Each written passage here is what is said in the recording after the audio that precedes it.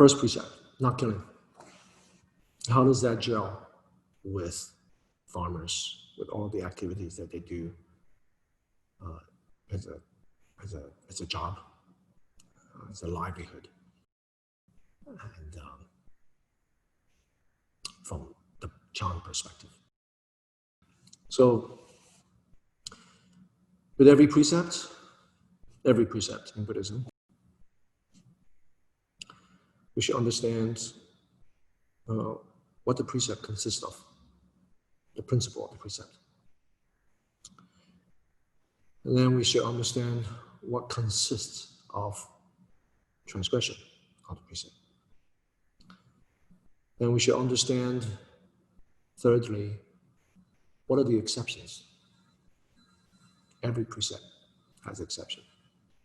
Fourth, we should understand how to amend a precept, how to redress it, fix it, or improve it if we transgress it,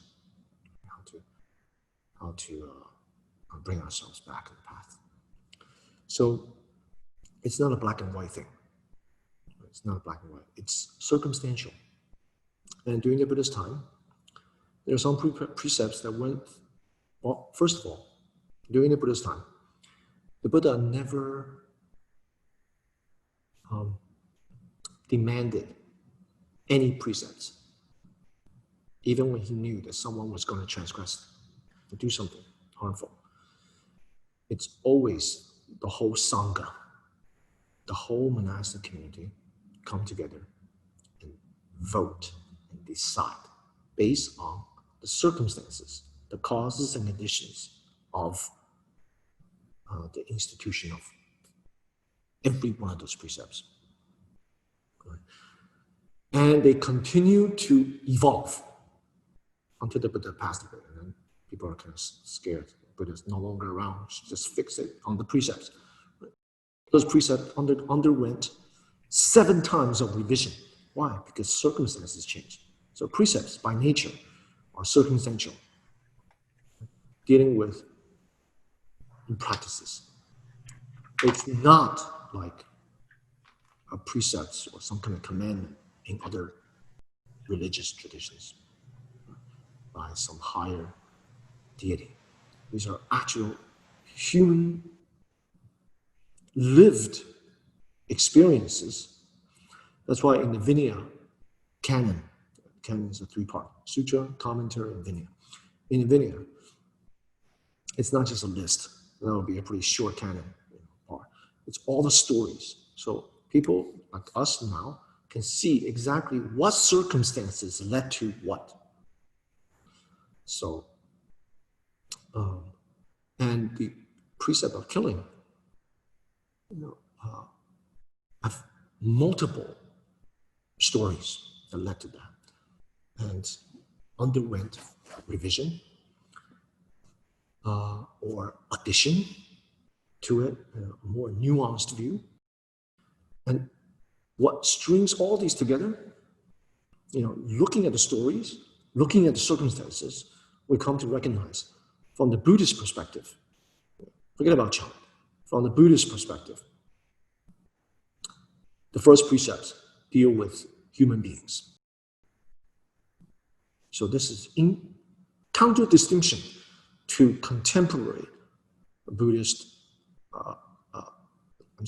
contemporary non-Buddhist traditions in the greater Shramana culture, or the begging, kind of mendicancy culture. Practitioners are living in forest and beg for their food. So another one contemporaneous to Buddhism was the Jains. For example, they have an extremist notion of no killing.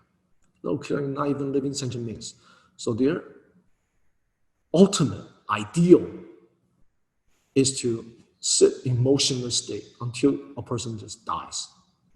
Because they can't even step on grass. They think grass and vegetation have sentience, have life.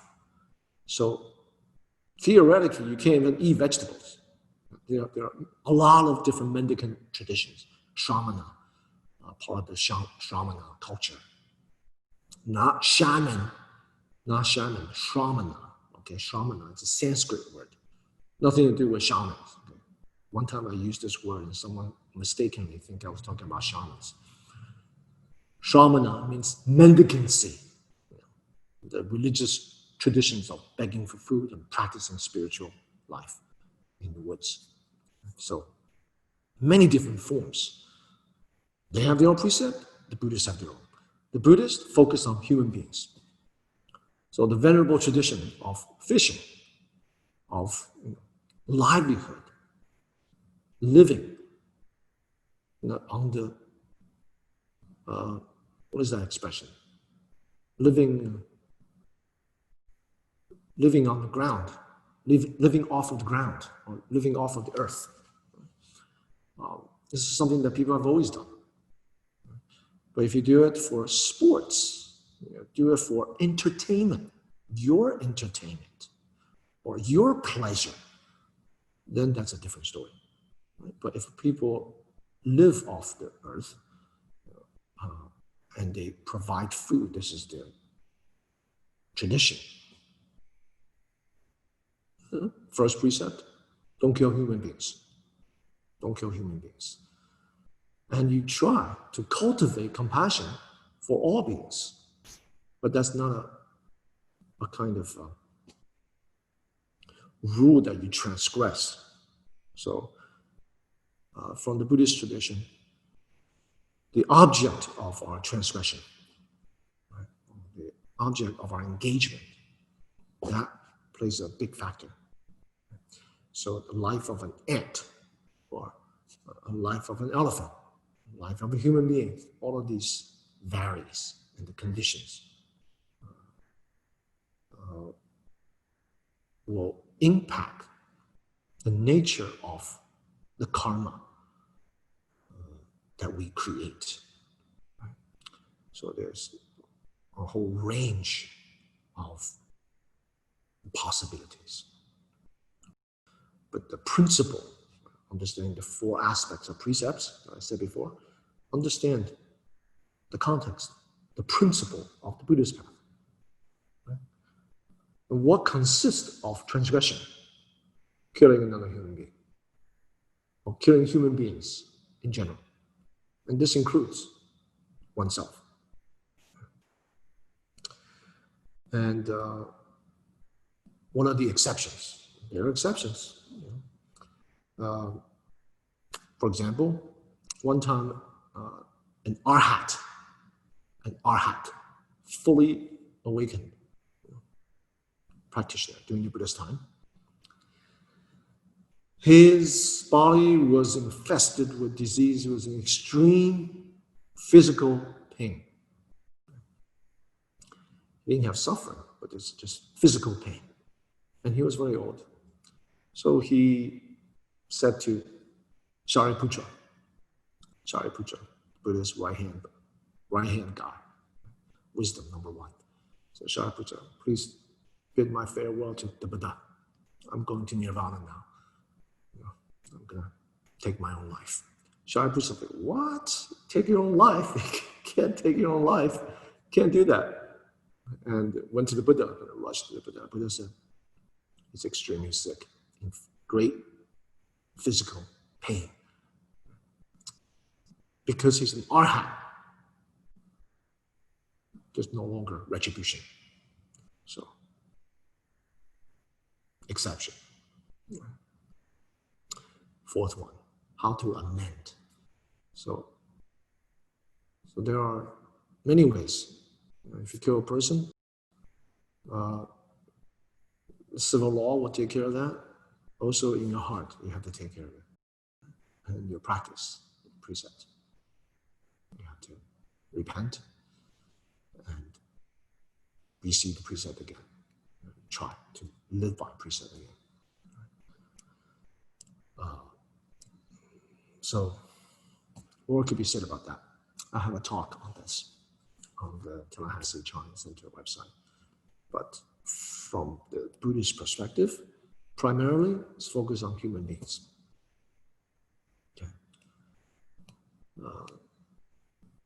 So the breaking the precept, including oneself, harming oneself, killing oneself.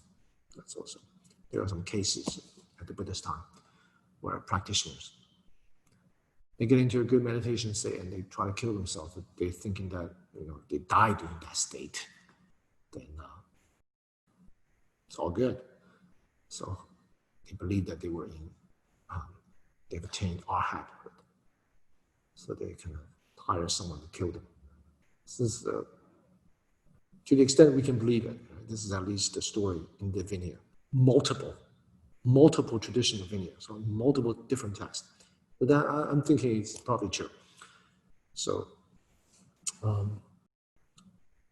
but those people weren't arhats. So the Buddha banned them to do that. And they were practicing a particular method, meditation on impurity of their own bodies. And they become so sick of their body, they try to kill themselves. So that's a wrong way to practice. And the Buddha found out, you idiots, you fools, can't do this. Teach you another method. They changed all of their methods of practice. So, okay, I think I answered that question. As for trying to cultivate compassion, save all lives, to be helpful, to nourish life, in the Chan tradition, in the Mahayana tradition, practitioners are usually vegetarians. It's not absolutely required, but just out of compassion, valuing life.